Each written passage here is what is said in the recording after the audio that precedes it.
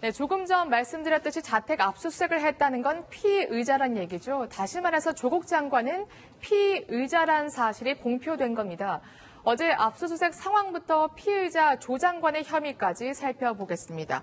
김단비 팀장, 일단 11시간이나 걸렸어요. 압수수색을 하는데 왜 이렇게 오래 걸렸다고 합니까? 사실 당초 검찰 내부에서는 집 압수수색인 만큼 한두 시간 내로 끝날 것이라는 관측이 나왔습니다. 하지만 이례적으로 11시간이나 넘게 걸렸는데요. 이 때문에 일각에서는 의도적으로 검찰이 시간 끌기 수색을 했다. 배달 음식까지 시켜 먹으면서 시간을 끌었다 식의 논란이 있었습니다. 하지만 오늘 오전 검찰이 입장을 밝혔습니다. 조 장관 측이 변호인을 입회한 상태에서 압수수색을 진행해달라는 요청이 있었고 변호인이 입회하기 전까지는 수색을 진행하지 않아 지연된 측면이 있다고 합니다.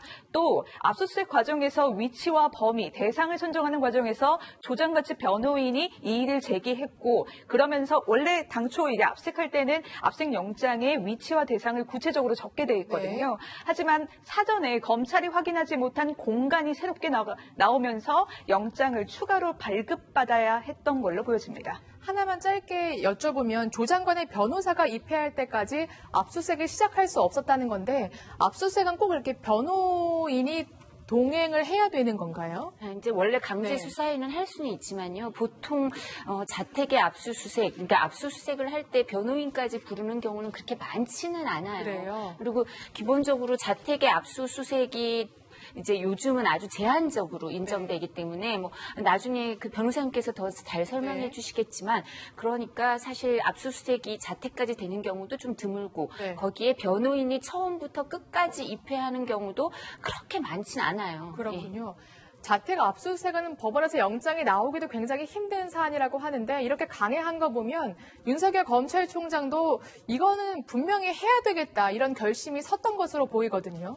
그러니까 저희가 사상 초유의 그 압수수색, 강제 수사를 당한 법무부 장관 이런 표현을 쓰는데 저희가 이 상황을 보면 저희가 법조인들 입장에선 무엇을 상상하든 상상 그 이상의 일이 벌어지고 있어요. 지금 이런 일이 벌어지고 있는데 그게 바람직하고 좋은 일이 아니라 이런 일들이어서 마음이 참 안 좋은데요. 사실 이제 조국 법무부 장관은 실무에 직접 관여하시거나 판례 형성에 직접 기여하신 적은 없는데 지금은 가족과 본인의 일로 우리나라 그 피의자와 피고인의 인권과 관련해서 강제 수사 절차에 있어서 원칙과 판례를 다시 이렇게 확립하는 데 기여를 직접 몸으로 하고 계신 것 같아요. 근데 사실 이렇게 장관의 자택에 압수수색이 들어간다는 건 검찰에서 영장을 청구할 때도 너무 부담이 될 거고 법원도 아까 말씀드린 것처럼 다른 부분의 압수수색보다는 개인의 주거지에 대한 압수수색 영장은 그 발부율이 조금 더 낮거든요. 그래서 이런 부분에 대해서 양쪽 다 신중을 기할 수밖에 없었고요. 그리고 검찰 입장에서는 이 자택에 압수수색이 들어가면 피고발인이 그 피의자로 이름이 입건이 돼요. 형식적으로. 피의자 조국 이렇게 됐을 가능성이 커요. 그러니까 정경심 교수에 대한 압수수색만이 아니라 사실상 자택에 대한 압수수색이 들어갈 땐 형식상으로나마 피의자로 조국 장관이 입건이 될 수밖에 없을 거예요. 영장의 이름이. 그러니까 검찰 입장에서는 자신들의 수장이 피의자라는 이름이 들어갈 가능성이 크니까 여기에 대해서 신중할 수밖에 없을 거고요. 그러니까 이 부분에 대해서는 내부적으로 일정 부분 확신이 있었고 내지는 이 부분에 대한 어떤 소명을 할 수 있는 자료들이 있었기 때문에 영장 청구에 들어가고 영장이 발부되고 자택에 대한 압수수색까지 들어갔던 거 아닐까 싶습니다. 그래서 한 언론 보도에 따르면 상황이 이랬다고 합니다. 서울중앙지검 특수부 관계자가 대검찰청을 찾았는데요. 지금까지 한 차례 포착되지 않았던 조 장관의 직접 개입 정황이 지금 포착이 됐습니다. 이렇게 보고를 했다고 합니다. 역시 윤석열 총장에게 바로 보고가 들어갔고요. 윤석열 총장은 그래, 압수수색 영장을 청구하자 승인을 하고 향후 수사 계획까지 확실하게 세워라 이렇게 지시를 했다고 합니다. 사실 검찰에서도 청구하는 것도 부담이지만 법원에서도 영장을 발부해 주는 것도 부담이거든요. 그만큼 좀 확실했다, 혐의가 짙다 이렇게 볼 수 있을까요? 일단 법원 입장에서는요. 이 조국 장관의 압수수색 영장이라고 해서 특별하게 보진 않습니다. 그렇군요. 판사가 느끼는 부담도 그냥 아까 말씀하셨지만 주거지에 대한 압수수색이라는 점에 대해서 엄격하게 볼 것이지만 장관의 저택에 대한 압수수색이라는 점에서 특별히 다르게 보지는 않습니다. 그래서 그런 부담은 없었을 거고요. 다만 네. 이제 여기에 영장이 어떻게 나오게 되느냐를 원칙적으로 따져본다면 아무래도 이 장관의 집을 직접 압수수색할 정도의 어떤 충분한 그 소명이라든지 기타 그 압수수색의 필요성이 갖춰졌다는 점을 설득할 수 있지 않았나 그렇게 추측이 되는 거고요. 그런 점에서 이번 압수수색의 이유를 알 수 있을 것 같습니다. 네. 압수수색의 이유를 살펴봤다면 시점도 살펴봐야 될 것 같습니다. 왜 어제였냐 이러한 지적이 나오는데요. 사실 하필 문재인 대통령이 한국에 없을 때였어요. 그렇죠. 네, 제가 말씀드렸지만 검사들의 인사권자는 대통령께서 하시지만 법무부 장관이 제청을 하는 네. 거잖아요. 그러니까 직접적으로 느끼는 인사권자는 법무부 장관이겠죠. 그리고 개별 수사는 몰라도 전체 수사에 대해서는 지휘권도 있고 이러니까 그런 데 대해서 수장에 대해서 그리고 대통령의 국무위원에 대해서 이 부분에 대해서 이제 압수수색을 들어간다는 건 대통령한테도 정치적 부담이 갈 수밖에 없는 상황이에요. 그러니까 대통령께서 이런 상황을 어느 정도는 알고 임명을 하셨기 때문에, 그러니까 대통령께서 외유에 가셨을 때 그래도 그 압수수색을 들어가는 게 임명권자에 대해서 조금 덜 부담을 주는 게 아닌가 이런 생각을 저는 검찰은 할 수 있을 것 같아요. 네, 나름의 배려단 말씀이시죠? 나름의 배려고요. 그리고 또 한미 정상회담을 이 뉴스로 덮을 수는 없잖아요. 그리고 대통령이 25일 새벽에 유엔 기조연설을 하시거든요. 그걸 이 뉴스로 덮을 수도 없어요. 네. 그리고 강제 수사, 압수수색 같은 건 또 일정 부분 시간을 놓치면 안 되는 상황도 있어요. 네. 그러니까 당사자들을 소환하기 전에 또 압수수색을 해서 이 압수물을 분석해서 소환을 해야 될 거 아니겠습니까? 그런 수사의 필요성, 일행성, 그리고 일정 부분 정치적 타이밍에 대해서, 시기에 대해서는 정치적 고려, 대통령의 방미 중에도 유엔 기조연설과 한미 정상회담 뉴스를 법무부 장관 초유의 압수수색 당하다, 이걸로 덮을 수는 없다고 생각해서 시기는 며칠 정도는 조율을 한 게 아닐까 생각됩니다. 그렇군요. 세밀하게 좀 조율이 됐을 것이다. 이렇게 좀 분석을 해주셨습니다. 어제 검찰은 그래서 조국 장관이 출근하자마자 바로 주차장에서 기다렸다가 압수수색을 진행하게 되는데요. 그러면 지금 집에는 정경심 교수랑 그 조국 장관의 딸이 네. 함께했던 것으로 전해지고 있죠. 네, 보면은 지금 변호인이 입회했고요. 또 이제 조 장관의 부인 정경심 교수와 그의 딸이 같이 있었던 걸로 보여집니다. 압수수색 과정을 지켜봤던 걸로 보여지는데요. 이는 이렇습니다. 이게 한두 시간 걸릴 이제 압수수색이었는데 당초 네. 예상과는 달리 11시간이 넘게 걸렸잖아요. 중간에 수사팀이 점심을 해결했습니다. 배달 음식을 시켜 먹었는데요.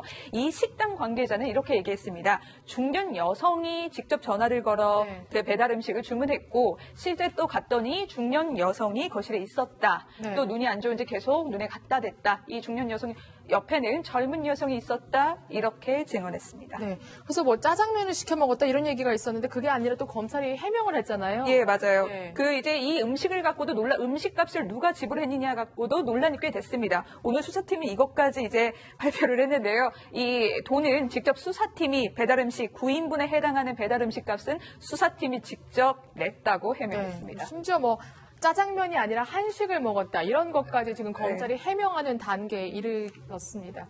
그렇다면 피의자 조국 장관의 혐의는 무엇일까요? 그간의 발언을 보면 여러분 충분히 유추하실 수 있을 겁니다. 직접 영상을 통해 확인해 보시죠.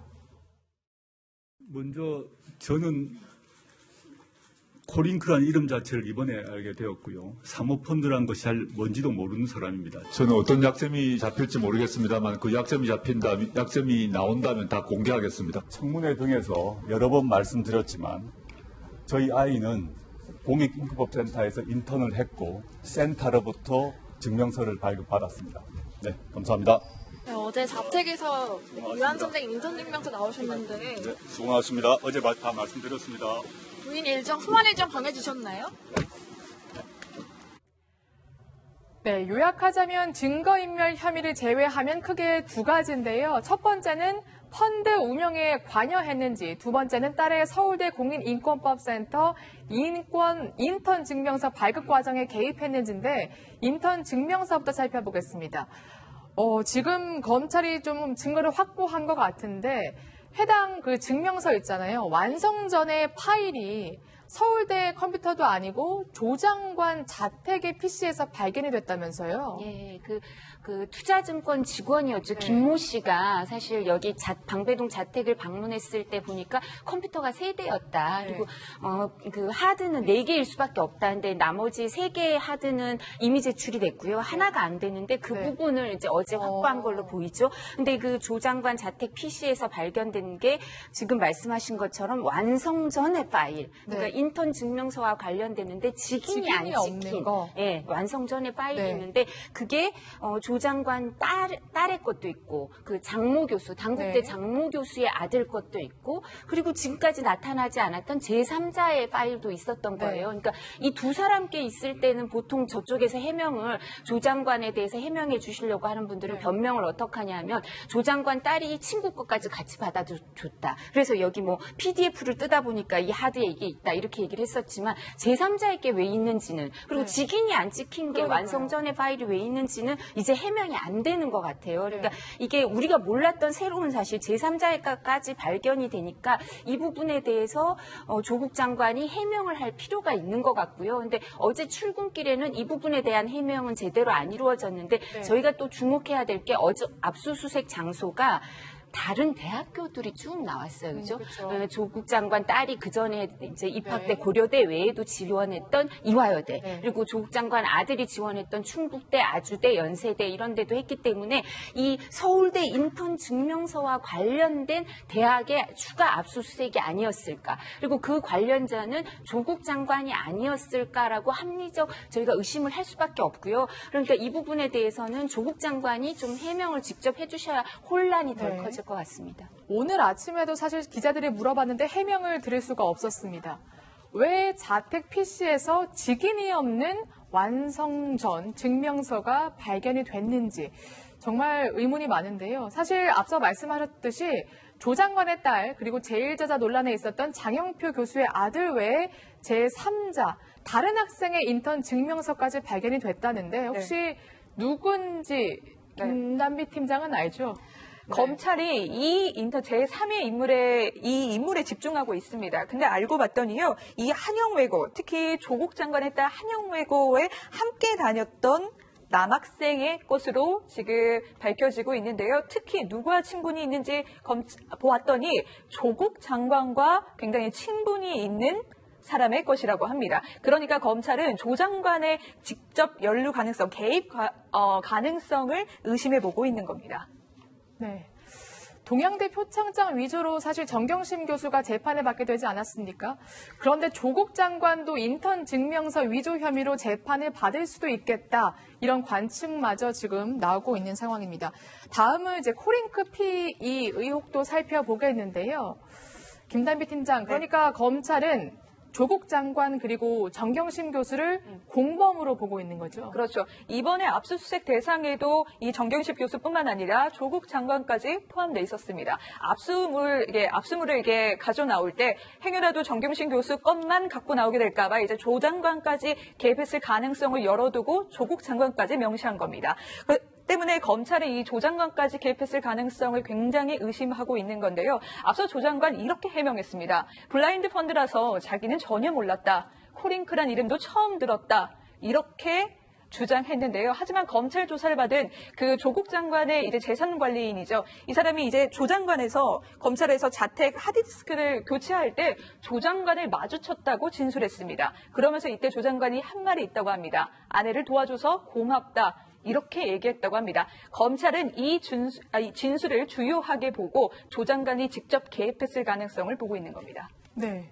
그러니까 인턴 증명서 발급도 그렇고 코링크 PE 사모펀드 투자도 그렇고 정경심 교수를 넘어서 조국 장관도 알고 있지 않았을까? 더 나아가서 적극적으로 개입하지 않았을까? 이런 의혹이 있고 검찰이 살펴보는 건데 사실 구체적인 변호사님 증거가 있어야 또 이것도 기소나 뭔가 검찰이 그 다음 단계를 생각할 수 있지 않겠습니까? 예, 그렇습니다. 지금 그 두 가지 의혹이죠. 코링크 PE 그 의혹에 관여했는지, 그 다음에 서울대 그 인턴 증명서 발급에 관여했는지 그 두 가지에 대해서 기본적으로 이 조 장관이 인지하고 개입했느냐, 관여했느냐, 그 점이 핵심이거든요. 근데 코링크 피해 문제는 결국에 두 가지입니다. 네. 공직적 윤리법 위반. 이 부분이 말하자면 코링크 피해에 대한 투자가 그 형식상은 간접 투자지만 실질적으로는 직접 투자 아니냐. 그러면 이제 이 조국 그 장관이 예전에 그 민정수석이 됐을 때 이것을 이제 팔든가 아니면 백지신탁을 했어야 되는데 그걸 하지 않았다라는 그 공직자 윤리법 위반 혐의인 것이고요. 두 번째가 그 자본시장법 부분인데 이것은 이제 코링크가 투자한 회사들이 그 무자본 인수라든지 그에 뒤엔 허위 공시 의혹 이런 부분들이 제기되고 있는데 여기에 관해서도 조국 장관이 개입한 걸 알고 있었느냐 이게 관건인데요. 이 부분은 그 제일 핵심은 관련자들의 진술 증거입니다. 진술 증거고 그 다음에 뭐 그 자기들끼리 문자라든지 통화 이런 내용들 조사해 보면 나올 것이고요. 그 다음에 그 서울대 공익인권센터 인턴 증명서 발급 부분은 공문서 위조 및 행사 또 업무방해까지 연결이 될 텐데요. 이 부분은 결국 이번에 압수수색한 그 하드디스크라든지 이런 곳에서 막 물증 같은 것들이 나올 수 있을 것 같고요. 이번에 또 직인 없는 그런 문서 전자문서 형태로 발견됐다고 하는데 누군가가 직인을 찍어서 실제 문서화해서 행사를 했던 얘기가 되니까 누가 문서에 직인을 찍었는지 그게 누군지가 밝혀져야 될 것 같습니다. 근데 변호사님 제가 생각하기에는 찍는 뭐 CCTV라든가 이런 게 없을 것 같거든요. 자택 안에서 이루어졌다면. 예. 그러면 조국 장관이 했는지 정경심 교수가 했는지 아니면 다른 사람이 했는지 그거를 좀 어떻게 알 수 있을까요? 이 직인이라는 것이요. 네. 과연 누가 구할 수 있겠냐는 거죠. 그 점을 좀 아마 수사할 것으로 보입니다. 네, 직인을 과연 누가 구할 수 있겠느냐 이거를 아마 검찰이 살펴볼 것으로 예상이 된다 이렇게 말씀을 해주셨습니다. 근데 사실 지금 검찰에서는 굉장히 우려하고 있는 게 있습니다. 정경심 교수의 이른바 증거인멸 행위가 조금 도가 지나치다 이러한 지금 반응이 나오고 있는 건데 사실 동양대 총장에게 전화를 했었고요. 그리고 한국투자증권 직원에게도 텔레그램으로 네가 나한테 어떻게 이럴 수 있겠느냐 이렇게 얘기를 했다고 하는데 또 전화를 건 그러한 사람들이 있더라고요. 그러니까 이 부분에 대해서 동양대 교직원들한테 수십 명한테 전화를 했다 이런 얘기가 지금 네. 검찰에서 조사하면서 나오고 있는 얘기인데요. 그러니까 서류를 다 제출할 필요는 없다. 네. 그리고 이게 동양대 표창장이 내가 위임을 받아서 정경심 교수가 위임을 받아서 제대로 작성된 거라고 얘기해 달라. 뭐 이런 얘기를 쭉 전화를 돌려서 했다 그러는데 저희가 보통 변호사가 이인걸 변호사가 선임돼 있고 LKB 뭐 여러 군데 있잖아요. 지금 네. 다전 이렇게 다전은 또 특수부 검사들이 모여서 만든 그렇군요. 법인이니까 그런 이제 배경이 수사에 있었군요. 대해서 잘 아시는 네. 분인데 그런 분들은 절대로 이런 거 하지 말라 그랬을 네. 거거든요. 첫째는 이렇게 행동하는 게 초조 불안 당황해서 평정심을 잃거나 네. 그런데다가 변호사보다 내가 하는 게 더 효율적이다 이렇게 생각해서 네. 이렇게 하실 수 있는데 이런 분들이 간혹 있죠. 아주 드물지만 거의 없지만 저희는 절대 하지 말라고 하는데요. 저희가 사실 정경심 교수가 근데 어떻게 이런 행동을 할 수 있을까? 보통은 저희가 상대방 변호사한테도 이렇게 전화하기가 쉽지 않아요. 더군다나 상대방 참고인이나 이런 사람한테 변호사라도 전화하기가 어려운데 어떻게 당사자가 참고인들한테 전화를 할 수 있는지 이게 의문인데요. 노무현 전 대통령이 취임했을 때 조국 장관이 한비자의 8간, 군주에게 악이 되는 8가지 장애라고 하면서 이렇게 조심해야 될 거를 조언을 했었는데 그 첫 번째가 동상, 그러니까 배우자, 혈족, 가족을 조심해라. 가족들이 이제 본인의 직위를 이용해서 이제 직권 남용할 수 있으니까 조심해라 이런 얘기를 하셨는데 그래서 법무부 장관들은 그전에도 김태정 장관이나 박이태 장관도 배우자가 일정 부분 온로비 의혹이나 자녀 특례 입학 의혹이 나왔을 때 그 의혹이 생기기만 했을 때도 사의를 표명했죠. 그러고는 조사를 받았는데 뭐 처벌받은 예는 없었지만 뭐 시효 문제라든가 여러 가지로 근데 이 경우처럼 뭐 강제 수사 들어가고 하는 데까지 있으니까 저희가 여러 가지 우려를 할 수밖에 없는 상황인 것 같습니다. 사실 사문서 위조, 뭐 자본시장법 위반 이렇게 혐의가 많습니다만 이게 가장 도덕적으로 지금 지탄받는 부분이 아닌가 싶어요. 사실 법무부 장관의 아내로서 수사를 받는 것도 굉장히 논란인데 여기에 더해서 법무부 장관의 아내가 누구보다 법을 수호해야 되는데 증거인멸을 하려는 그러한 뭔가 정황이 포착된다? 이게 지금 정경심 교수 입장에서도 자신한테 유리한 행위는 아닙니다. 네. 말씀하시는 데 맞는 말씀이고요. 이 검찰이 영장을 청구할 때 구속의 필요성이라고 해서 이런 항목을 씁니다. 구속의 그 사유가 그거지 않습니까? 도주 우려 및 증거인멸 우려인데, 물론 장관 부인이시니까 도주 우려는 당연히 없겠죠. 근데 증거인멸 우려인데 여기 이렇게 씁니다. 이렇게 주변 참고인들이 전화를 하고 텔레그램을 해서 증거인멸을 시도한 정황이 보인다. 이렇게 쓸 겁니다, 반드시. 그래서 이건 굉장히 본인 스스로에게도 불리한 행동이었습니다. 네. 조 장관은 지금 어떠한 심정일까요? 여러분, 사실 사퇴 여론도 지금 일고 있습니다. 어떻게 대답했을지 직접 한번 확인해 보시죠.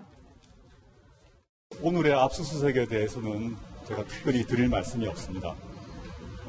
강제 수사를 경험한 국민들의 심정을 절실하게 느끼고 있습니다.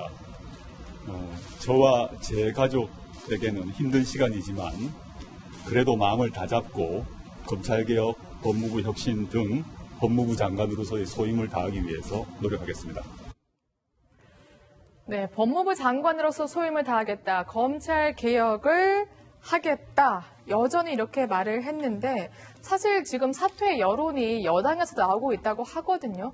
계속 이렇게 장관으로서 수사를 받는 것도 굉장히 부담스러울 텐데 조 장관의 생각은 뭘까요?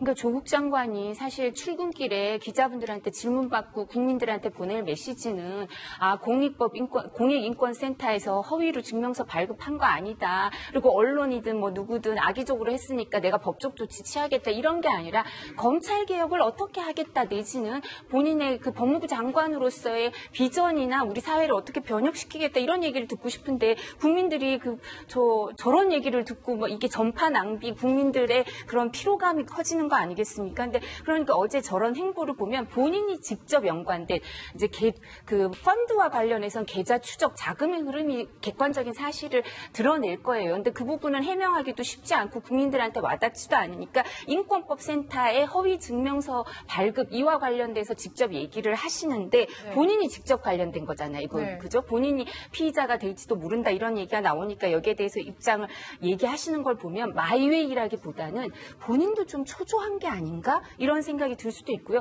저희가 보통 권력을 가진 분이 저렇게 입장을 사실관계에 대해서 얘기를 하면 어떻게 의사를 받아들이냐면 수사의 가이드라인이 될 수 있다. 간접적으로 의사를 표명해서 참고인이나 사건 관계자 뭐 한인석 교수님한테 직접 전화할 수는 없지 않겠어요? 그럼 나머지 사람들에 대해서 이제 사건 관계자들에 대해서 이 사실은 이렇다.